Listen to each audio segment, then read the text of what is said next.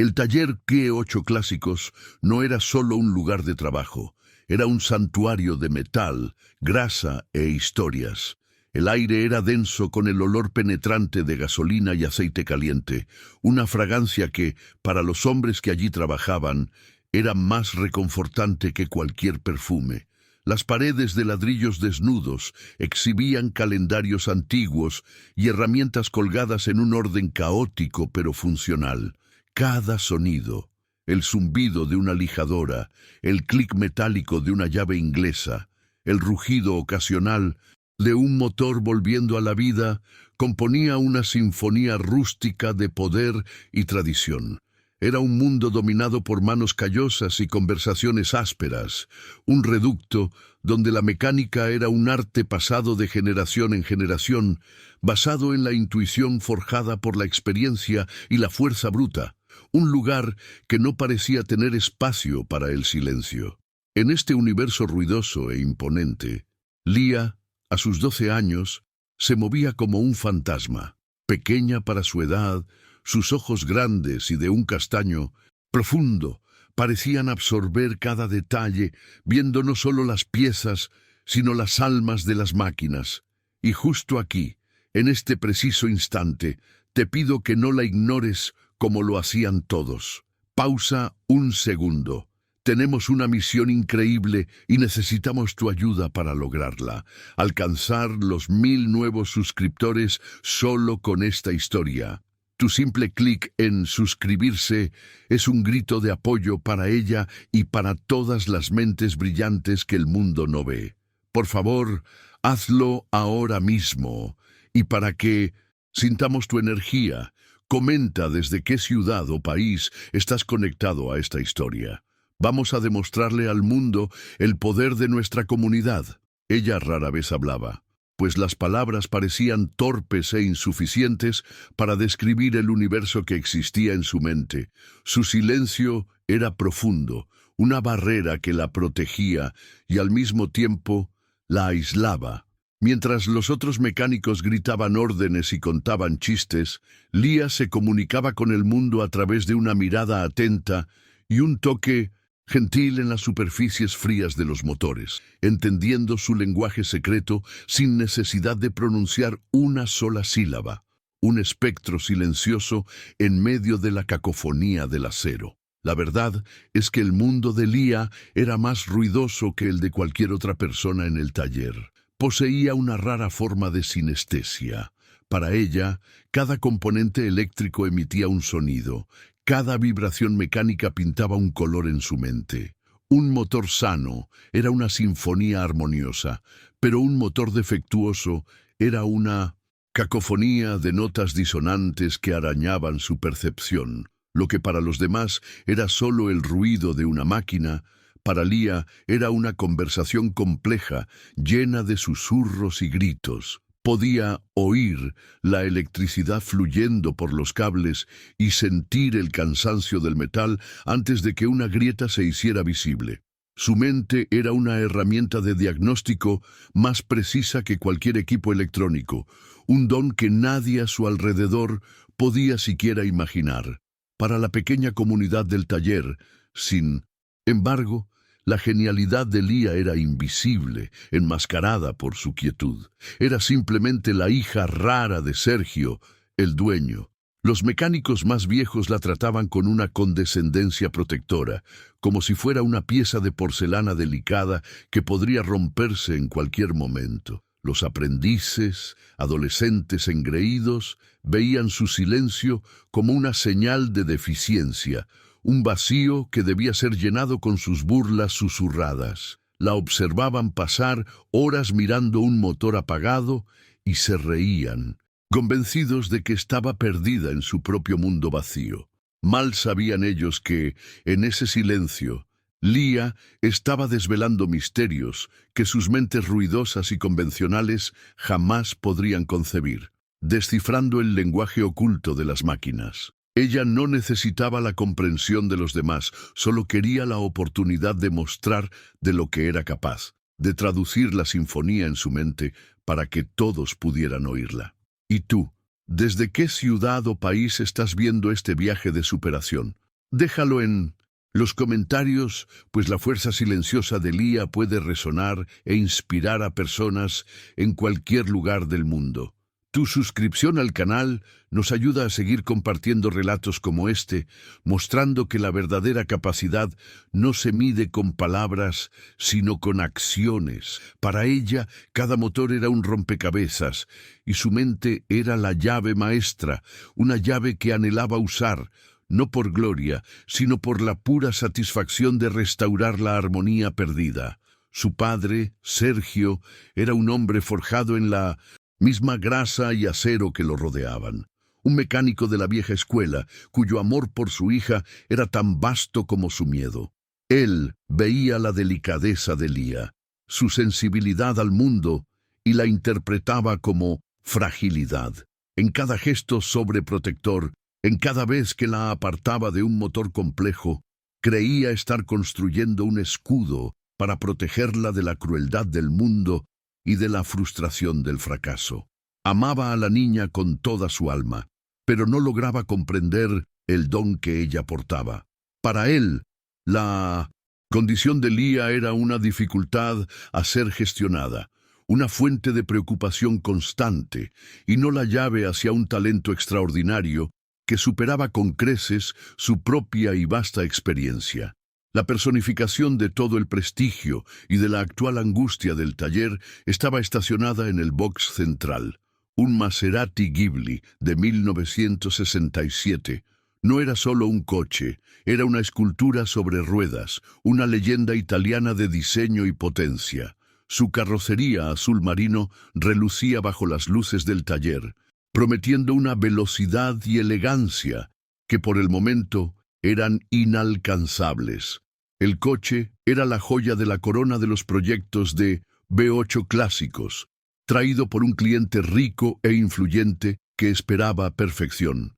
Sin embargo, desde hacía semanas, esta magnífica obra de arte permanecía tercamente silenciosa, su belleza opacada por un defecto que minaba la moral de todos y ponía en jaque la reputación que Sergio había tardado toda una vida en construir.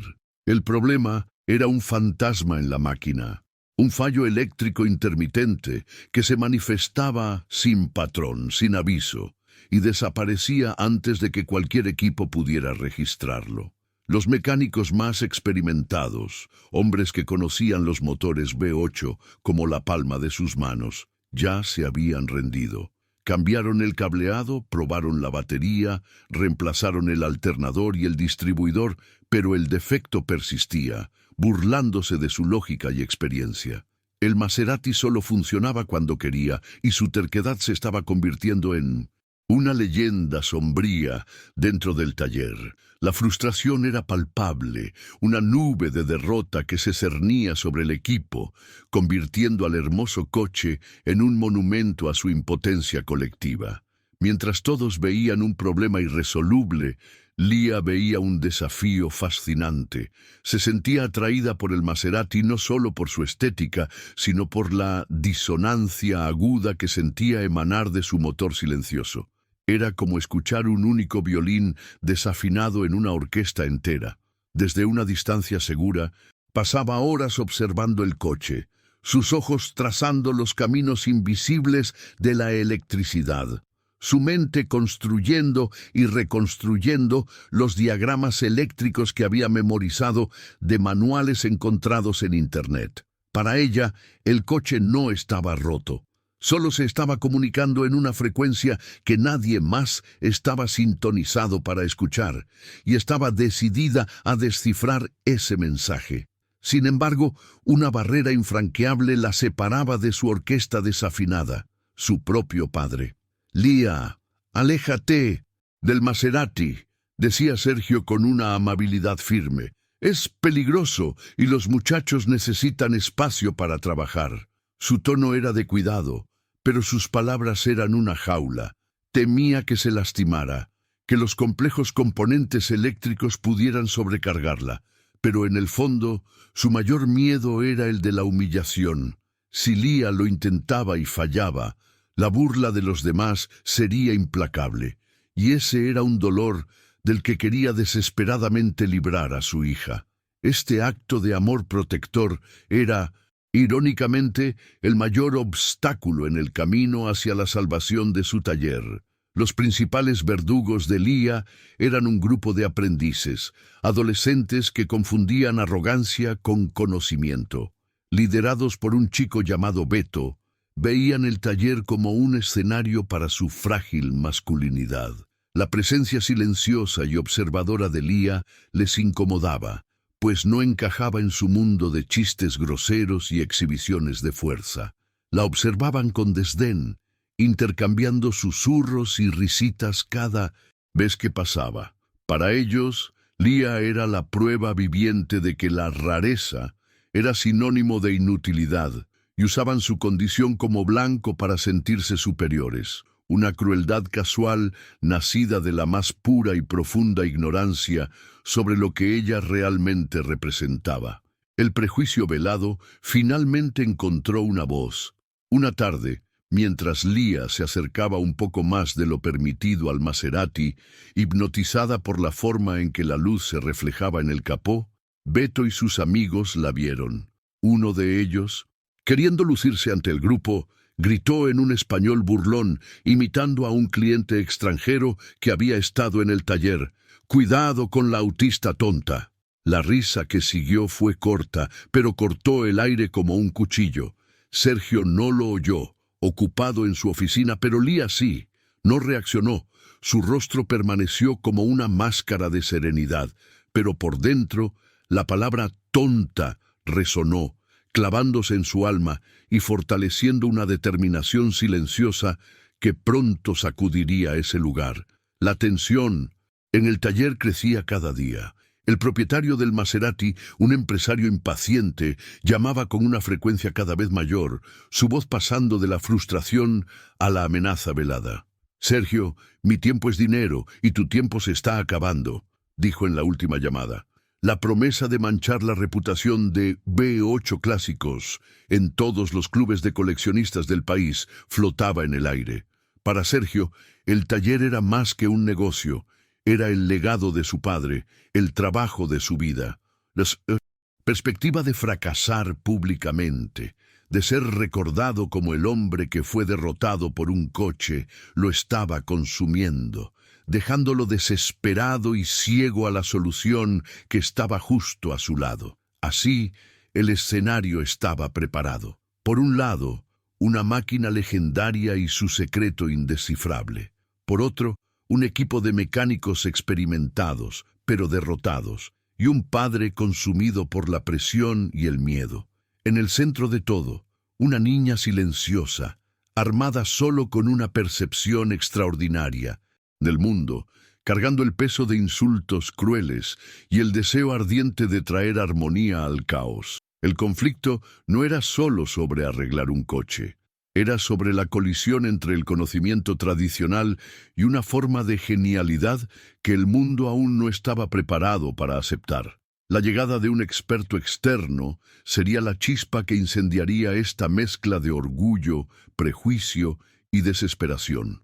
La salvación, o así se esperaba, llegó en forma de un sedán alemán caro que se estacionó con una arrogancia silenciosa frente al taller. De él descendió Ricardo, un hombre cuyo traje parecía inmune a la grasa y cuya expresión era de perpetuo desdén.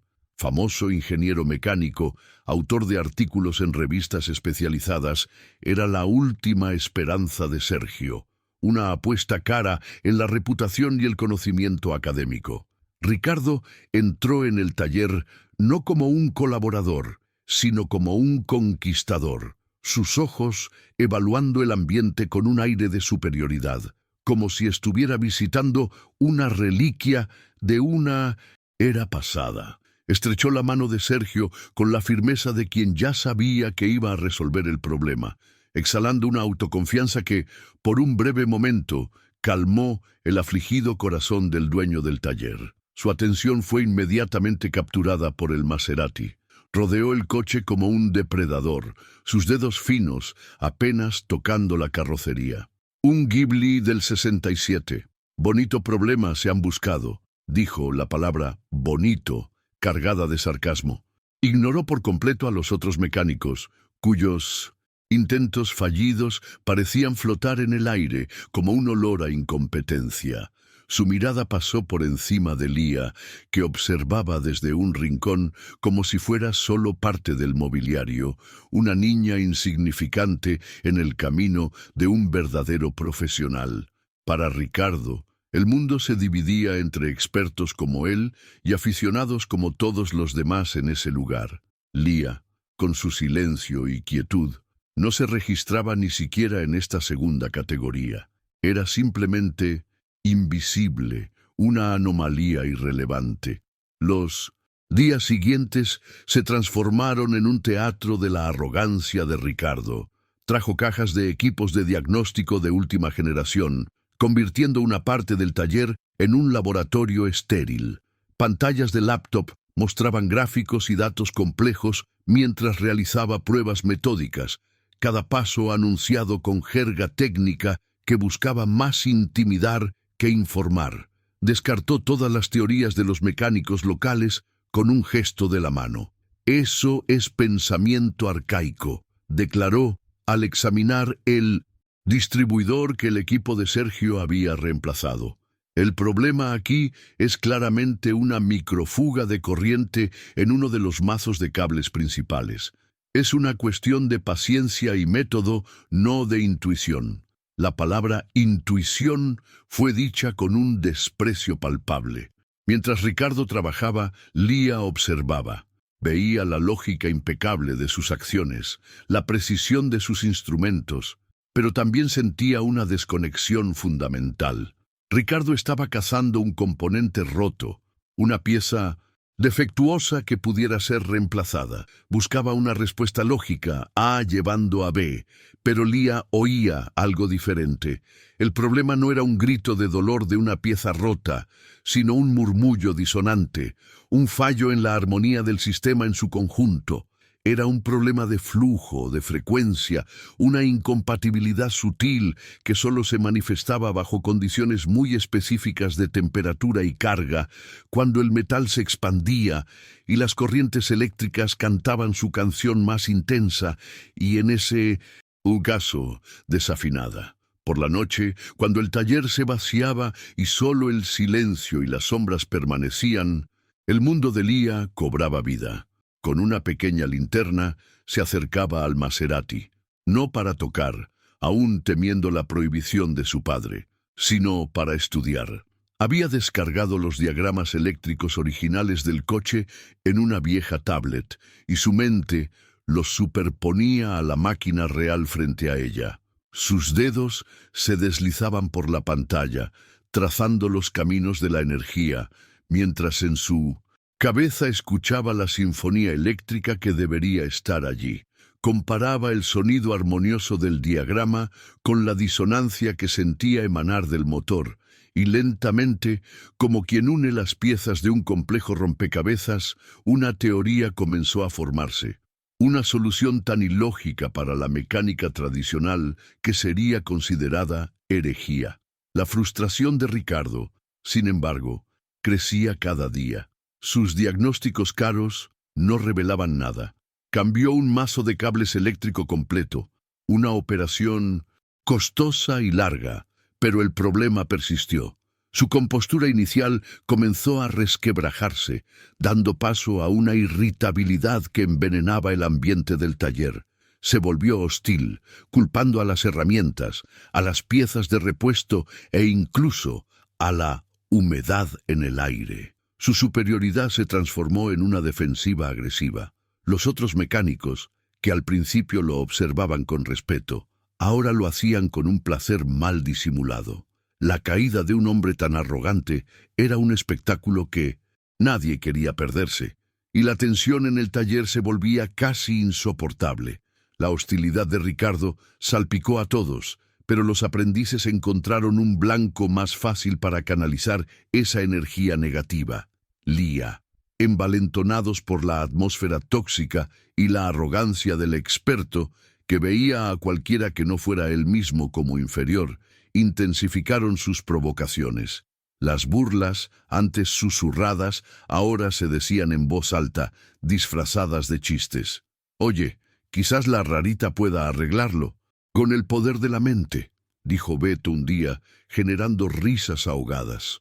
Movían herramientas fuera de su alcance y se reían cuando ella parecía confundida.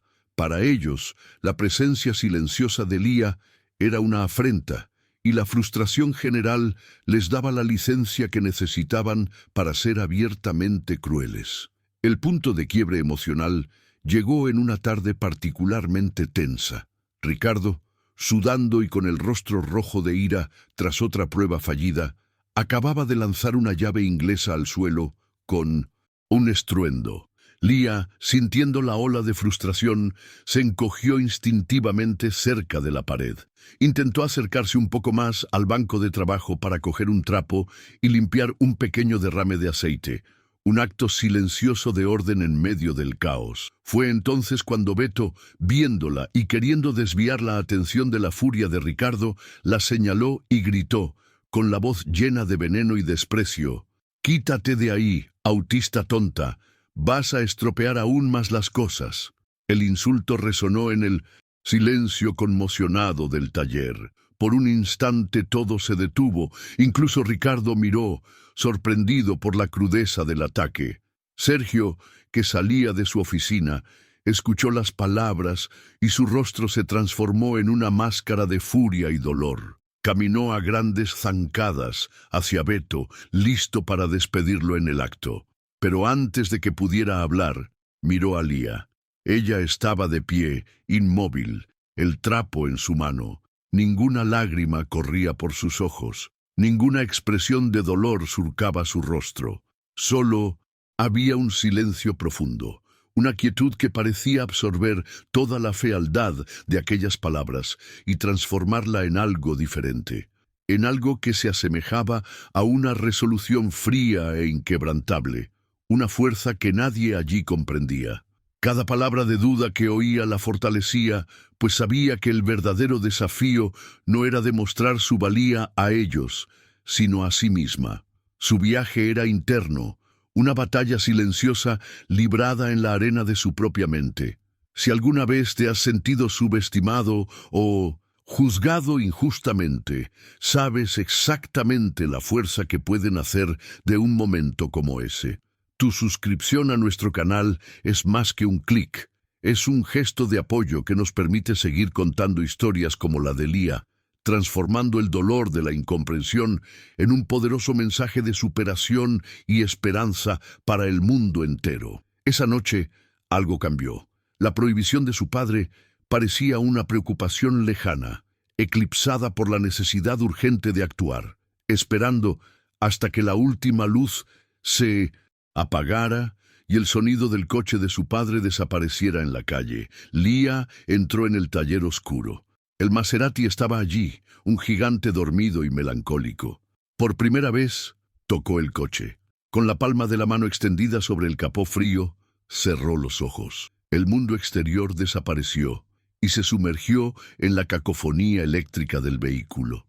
Ya no estaba solo observando, estaba dialogando con la máquina, usando su sentido más agudo para navegar por el laberinto de circuitos y relés en busca de esa única nota desafinada. Su don sensorial era extraordinario. Con los ojos cerrados podía ver el camino de la electricidad como ríos de luz azul. La mayoría de los circuitos fluían de forma limpia y constante, pero entonces lo encontró. Un pequeño afluente cerca del cortafuegos, donde la luz parecía parpadear, vacilar. Era una disonancia sutil, un hipo eléctrico que solo ocurría cuando dos frecuencias específicas se superponían.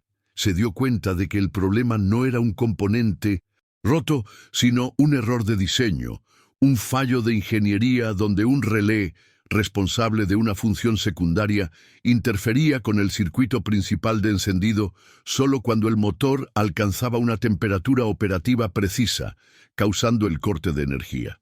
La solución en su mente era de una simplicidad desconcertante. No se trataba de reemplazar una pieza cara, sino de redirigir el flujo, crear un pequeño desvío, un bypass que aislara las dos frecuencias conflictivas. Era una solución que la lógica tradicional de la mecánica jamás consideraría, pues no había nada roto que arreglar. Era como intentar curar un dolor de cabeza moviendo un mueble de lugar en otra habitación. Para cualquier otro mecánico sería un absurdo, un tiro a ciegas. Para Leah, cuya mente procesaba el problema de forma holística y sensorial, era la única conclusión lógica, la única manera de restaurar la armonía de la sinfonía. En los días que siguieron, mientras Ricardo se volvía cada vez más errático, Leah guardó su descubrimiento para sí misma. No sabía cómo explicar lo que había encontrado, cómo traducir una sensación, un color eléctrico, en palabras que su padre o cualquier otra persona pudiera entender. Oí una frecuencia incorrecta cerca del relé de calentamiento, sonaría como un delirio. Así que esperó, observando cómo se desarrollaba el drama, con la calma de quien ya conocía el final de la historia. Su paciencia era su mayor aliada, una virtud nacida de toda una vida esperando que el mundo redujera la velocidad para que ella pudiera hacerse entender. La arrogancia de Ricardo finalmente implosionó. Tras otra mañana de fracasos, propuso una medida desesperada, una sustitución completa de todo el sistema de inyección y encendido, un trabajo que costaría una fortuna y desvirtuaría la originalidad del coche clásico. Para Sergio, esa era la línea que no se podía cruzar. La reputación del taller se basaba en la preservación, no en la mutilación. No, dijo, su voz firme por primera. ¿Ves en días? No vamos a desmontar el corazón de este coche por una suposición. La negativa fue un golpe directo al ego de Ricardo, el último clavo en su ataúd de frustración. El enfrentamiento entre Sergio y Ricardo fue breve pero intenso. El ingeniero, con el rostro contorsionado de ira y humillación, comenzó a recoger sus herramientas. «Este coche está maldito», escupió. «O quizás todo este taller es incompetente. Se aferran a métodos anticuados y esperan milagros. Culpó a todos menos a sí mismo, su fachada de genialidad desmoronándose para revelar la inseguridad debajo. Para él, admitir que no podía resolver el problema era admitir el fracaso, algo que su orgullo no podía soportar. Se estaba retirando de la batalla, pero no sin antes intentar quemar el campo. Mientras Ricardo se preparaba para irse, sonó el teléfono en la oficina de Sergio. Era el dueño del Maserati. Su paciencia finalmente se había agotado. «Sergio, voy a enviar una grúa para recoger mi coche esta tarde», dijo, la voz fría como el hielo. «Y puedes estar seguro de que todos en el club sabrán de tu incapacidad». La llamada terminó. El silencio que siguió fue más pesado que cualquier ruido de motor. La reputación de B8 Clásicos estaba en ruinas. Sergio salió de su oficina, el rostro pálido, pareciendo un hombre que lo había perdido todo. Miró el coche, el símbolo de su fracaso, completamente desolado. La derrota flotaba pesadamente en el aire. Los mecánicos no podían mirar a Sergio, sintiéndose cómplices de ese fracaso. Los aprendices, incluido Beto, parecían encogidos, la crueldad anterior reemplazada por un miedo real a las consecuencias. La inminente partida de Ricardo era la admisión pública de la derrota. Pasaría junto a ellos, subiría a su coche caro y desaparecería, dejando atrás el desastre, la reputación manchada y una familia cuyo sustento estaba ahora en peligro. La esperanza se había agotado por completo, dejando solo un vacío de desesperación y el olor amargo del fracaso. Leah observaba todo, sintiendo el dolor de su padre como una ola física. Veía el peso de la derrota en sus hombros caídos, la angustia en su mirada perdida. Aquello ya no era un interesante rompecabezas mecánico, era la fuente del sufrimiento de su padre, el hombre que a pesar de sus miedos e incomprensiones, la amaba incondicionalmente. El sonido de su desesperación era la disonancia más alta que jamás había oído, una nota tan equivocada que ahogaba todo lo demás. Y sabía, con una certeza absoluta que era la única persona en el mundo que podía silenciarla y restaurar la armonía.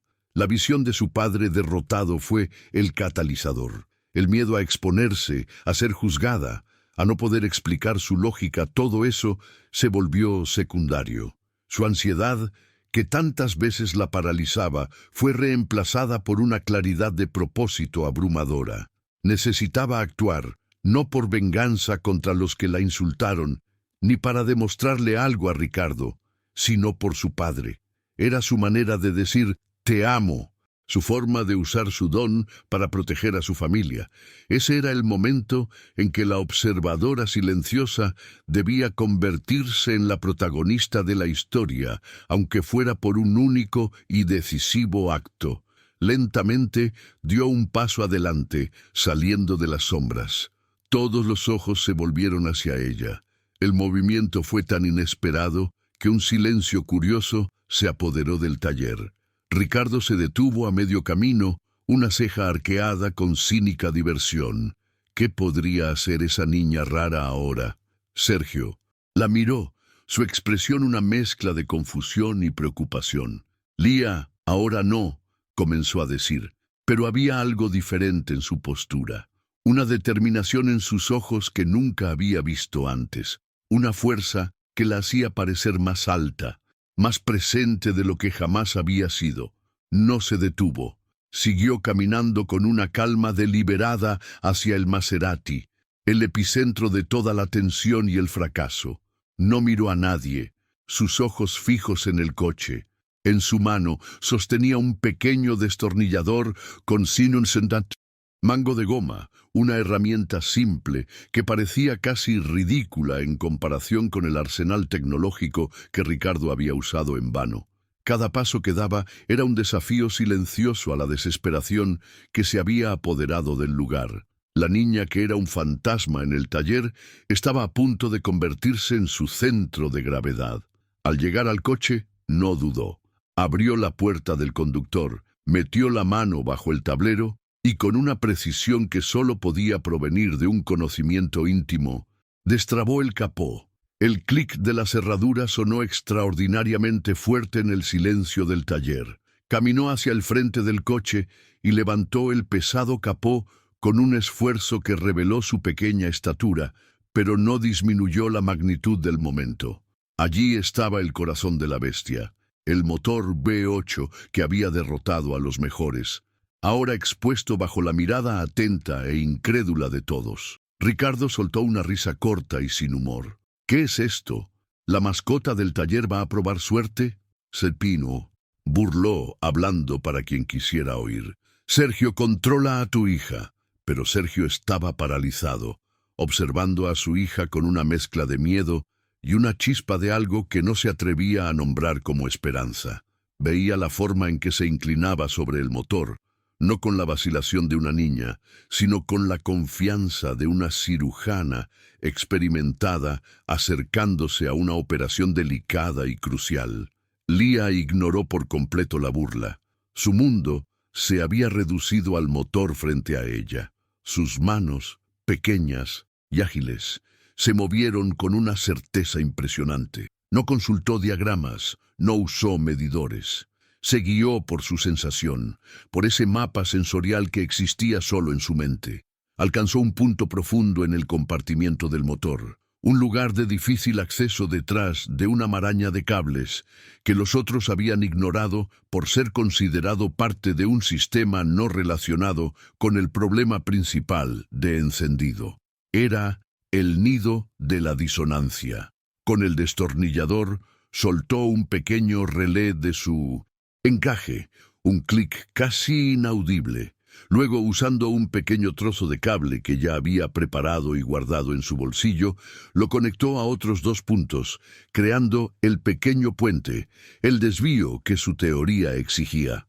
La operación entera tomó menos de 30 segundos. Fue un acto de simplicidad tan profunda en medio de semanas de complejidad fallida que pareció casi mágico, un truco de ilusionista. Nadie entendió lo que había hecho. Para ellos, solo había movido algunos cables al azar. Entonces, cerró el capó, El sonido metálico sellando su acción. Caminó hacia la puerta del conductor, entró en el coche y se sentó en el asiento de cuero. Sus pies apenas llegaban a los pedales. La visión de esa niña pequeña, sentada al volante de un coche deportivo tan poderoso, era surrealista, casi cómica. Los aprendices intercambiaron miradas de burla, esperando que ocurriera la vergüenza final. Beto le susurró a un amigo: «Ahora va a intentar arrancarlo y no pasará nada». ¡Qué bochorno!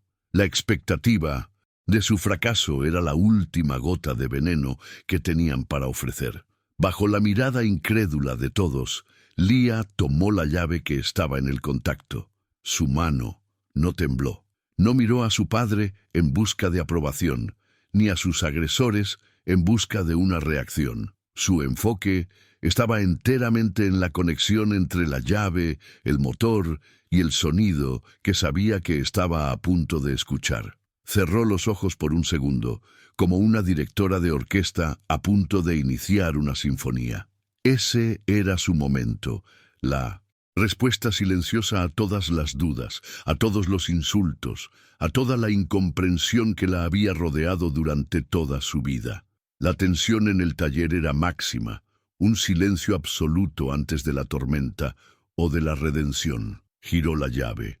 El primer sonido fue un clic seco y eléctrico, familiar y desalentador, el mismo sonido que había precedido a tantos fracasos en las últimas semanas. Por una fracción de segundo, el corazón de Sergio se hundió y una sonrisa de escarnio comenzó a formarse en el rostro de Ricardo. Los aprendices contuvieron la respiración, esperando la confirmación de lo que ya sabían, que era imposible. Ese breve instante de silencio tras el clic pareció extenderse por una eternidad, cargado con el peso de todas las expectativas, miedos y prejuicios que llenaban el taller. Era el momento de la verdad, el punto de inflexión que definiría el futuro del taller y el lugar de Lía en ese mundo. El mundo entero parecía haberse detenido, esperando el sonido del fracaso. Entonces, el motor de arranque giró, pero en lugar del sonido ahogado y reacio de antes, hubo un aullido limpio y enérgico, y sin vacilación, el motor V8 de 4.7 litros del Maserati Ghibli explotó en vida. No fue un encendido sufrido, no hubo tos ni ahogo. Fue una erupción instantánea de poder bruto y perfectamente sintonizado. Un rugido profundo, gutural y estable llenó el taller, un sonido tan puro y poderoso que hizo vibrar el suelo de hormigón y resonar las herramientas en las paredes en simpatía. Era el sonido de la perfección mecánica, una sinfonía de combustión controlada que ninguno de ellos había oído en semanas. Un rugido que anunciaba no solo el despertar de una máquina, sino el nacimiento de una leyenda. Un silencio conmocionado se apoderó de las personas, irónicamente causado por el ruido ensordecedor del motor. Todos estaban congelados en su sitio. Las mandíbulas de los mecánicos experimentados cayeron, sus rostros una mezcla de asombro e incredulidad. Beto y los otros aprendices palidecieron, la burla en sus rostros derritiéndose en una expresión de puro pánico y vergüenza. No solo estaban presenciando la reparación de un coche, estaban presenciando la aniquilación completa de su arrogancia y de sus certezas. La habían llamado tonta, y ella, con un solo giro de llave, había demostrado que todos ellos eran los verdaderos tontos. La humillación era tan palpable como las vibraciones del motor. Sergio quedó paralizado, mirando a su hija sentada en el asiento del conductor. Las lágrimas brotaron de sus ojos y corrieron libremente por su rostro sucio de grasa. No eran lágrimas de alivio por el coche arreglado o por la reputación salvada. Eran lágrimas de revelación. Por primera vez no veía a su hija a través del filtro de su condición o de sus miedos. La veía como realmente era, brillante, poderosa y extraordinaria. Veía la genialidad que él, en su ciego intento de protegerla, casi había sofocado. En ese momento, toda su comprensión sobre la fuerza y La debilidad sobre la capacidad y la limitación se deshizo y se reconstruyó en una nueva y humilde admiración. Ricardo, que se dirigía a la puerta, se giró lentamente. Su rostro era un lienzo de pura perplejidad. La lógica, la ciencia, los años de estudio y los equipos caros le habían dicho que ese resultado era imposible. Se acercó al coche como si estuviera en trance, su arrogancia desintegrada, reemplazada por una curiosidad cruda y desesperada. Escuchaba el motor, no con el oído de un ingeniero buscando fallos, sino con el de un discípulo escuchando a un maestro. El sonido era impecable, estable, sin la menor vibración o vacilación. Era el sonido de un motor que no solo había sido reparado, sino perfeccionado, afinado por un entendimiento que trascendía su propia y vasta experiencia.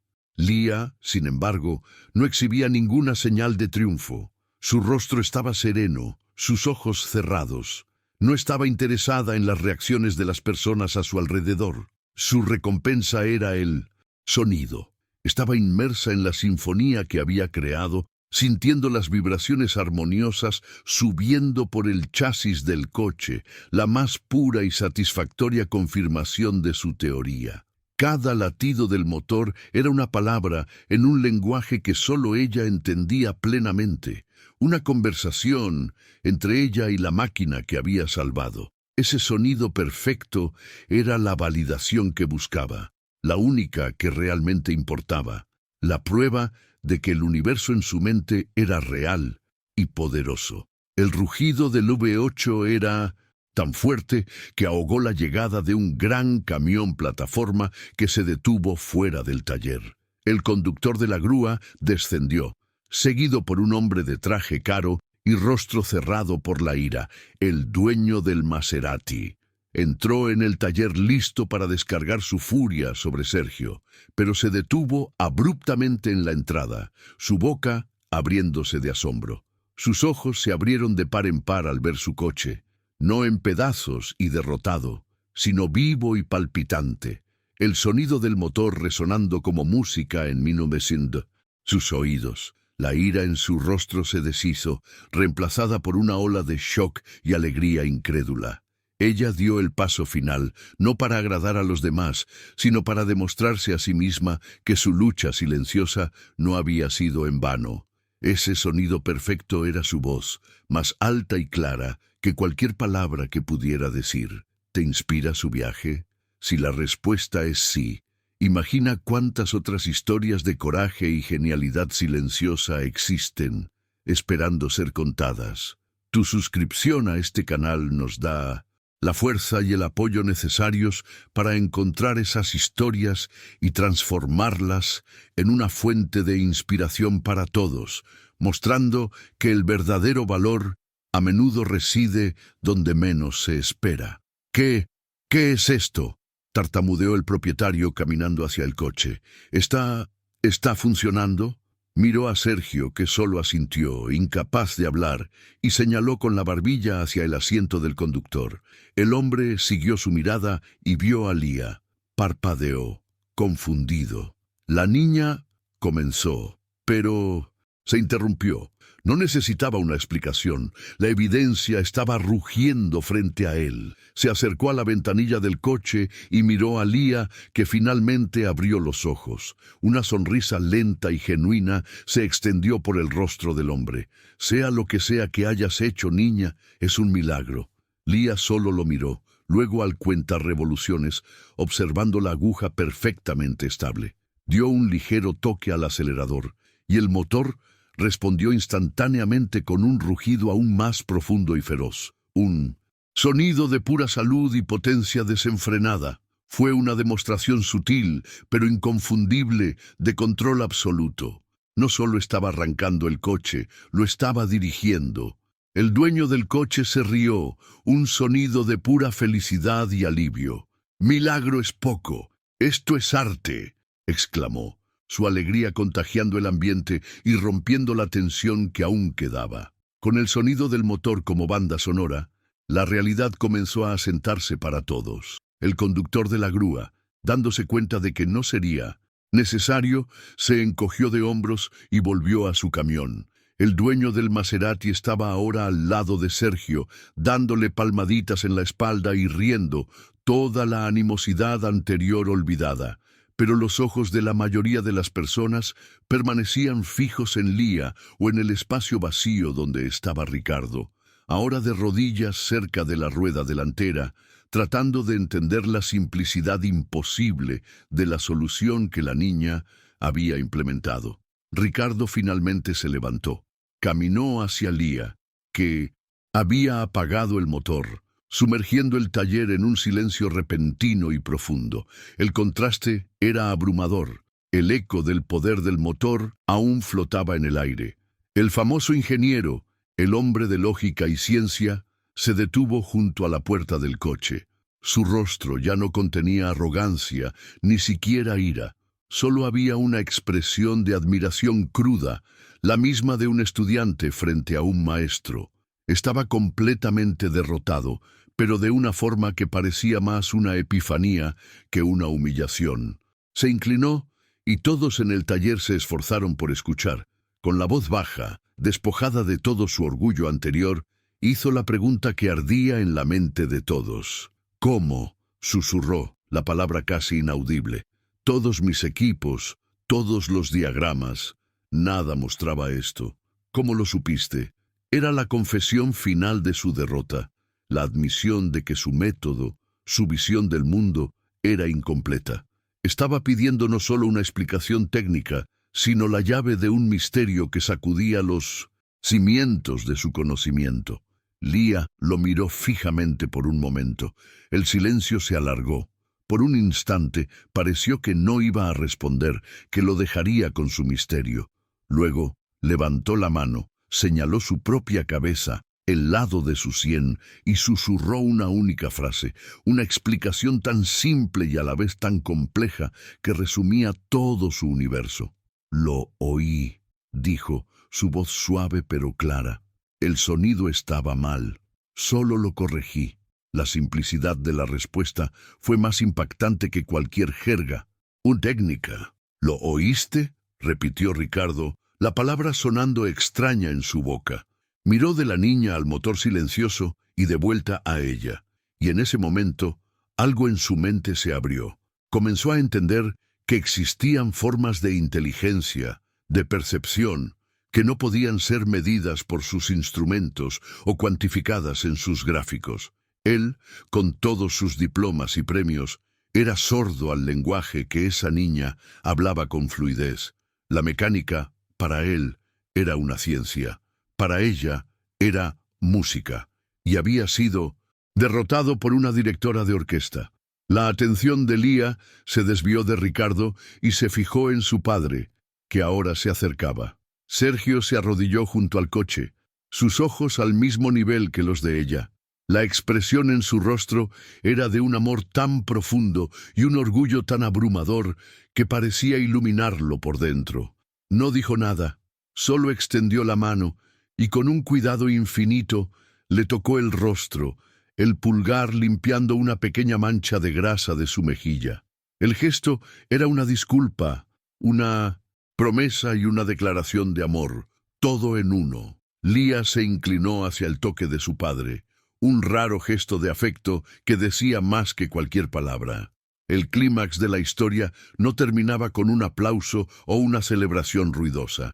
Terminaba en ese silencio profundo, roto solo por el sonido lejano del camión grúa que se marchaba. Un silencio lleno de significado, donde la vergüenza de los aprendices, la humildad recién descubierta de un experto y el amor redescubierto de un padre se encontraban, todos girando en torno a la calma y silenciosa genialidad de una niña que había arreglado mucho más que solo un coche. En los días que siguieron, la leyenda de lo que sucedió en el taller UP8 Clásicos comenzó a extenderse por los círculos de coleccionistas de coches. El dueño del Maserati, exultante, se convirtió en el mayor embajador del taller, contando a todos no sobre un mecánico genial, sino sobre una directora de orquesta de motores. Regresó al taller una semana después, no con quejas, sino con un sobre. Dentro, un cheque generoso por el servicio y una bonificación sustancial. Esto es para ella, le dijo a Sergio, señalando a Lía, que observaba desde lejos. Su talento vale más que cualquier pieza. Invierte en eso, invierte en ella. Era la validación externa, la prueba de que el mundo, cuando se enfrenta a la genialidad pura, es capaz de reconocer el verdadero valor. La mayor transformación, sin embargo, no fue en la reputación del taller, sino dentro de sus muros. Ricardo, el ingeniero arrogante, no se fue ese día. Pidió quedarse, observar. Con una humildad que nadie hubiera creído posible, pasó horas hablando con Sergio, no sobre el par motor o las tasas de compresión, sino sobre Lía. Quería entender su percepción, su mundo. Nosotros aprendemos a desmontar motores, a medir tolerancias con precisión de micras, le dijo a Sergio, pero tu hija, ella, escucha su alma. Antes de irse, días después, se acercó a Lía y simplemente dijo, gracias, me enseñaste más en 5 minutos de lo que aprendí en 20 años de ingeniería. Su arrogancia fue reemplazada por admiración. Los aprendices, especialmente Beto, enfrentaron su propio viaje de vergüenza y aprendizaje. Al día siguiente del evento, Beto se acercó a Sergio, que estaba junto a Lía, y se disculpó. Sus palabras fueron torpes, tropezadas, pero sinceras. Fui un idiota, admitió, sin poder mirar directamente a la niña. Lo que hizo fue increíble. Lo siento. Lía no respondió, solo lo observó con sus ojos profundos e indescifrables. Su aceptación no era necesaria. La lección ya había sido grabada a fuego en la conciencia del muchacho. El prejuicio, nacido de la ignorancia, no podía sobrevivir cuando se enfrentaba a una demostración tan abrumadora de competencia y talento superior. El cambio más profundo ocurrió en la relación entre padre e hija. Esa noche, después de que todos se fueran, Sergio llevó a Lía a su pequeña oficina. No la trató con la habitual condescendencia protectora. En cambio, abrió un antiguo armario de metal y de allí sacó un conjunto de planos amarillentos por el tiempo, los diseños originales del taller, dibujados por su propio padre. Este lugar tiene nuestra sangre, dijo, con la voz entrecortada.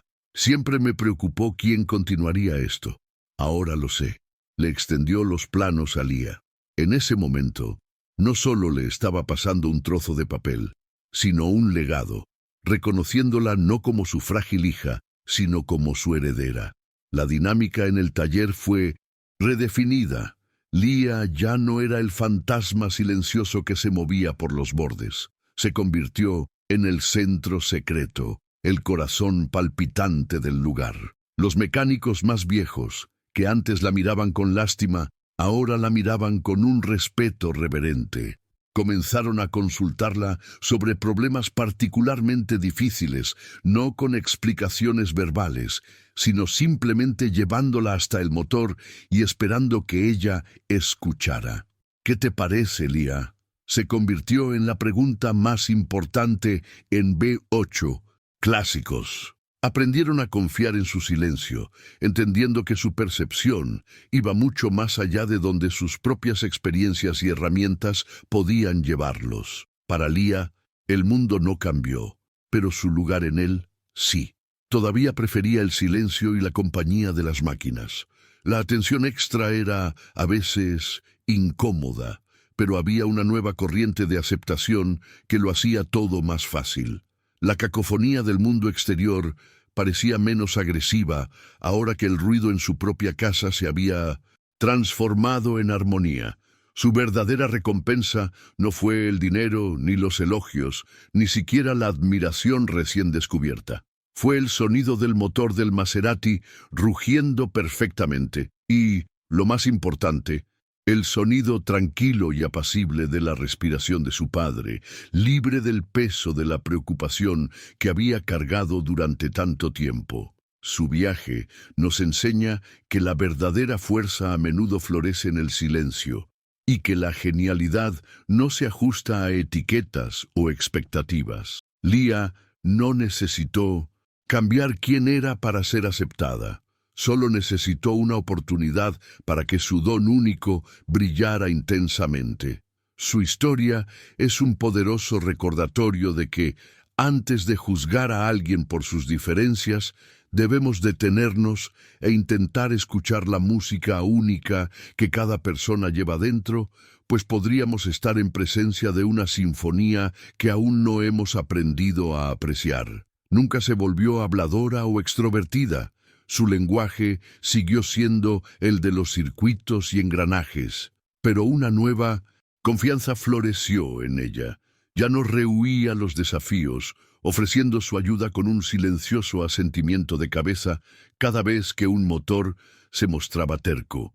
Su venganza contra quienes la ridiculizaron no fue un acto de represalia, sino de revelación. No los humilló con palabras, sino que los iluminó con su habilidad, forzándolos a expandir su propia ilimitada comprensión de lo que significaba ser inteligente, capaz y fuerte.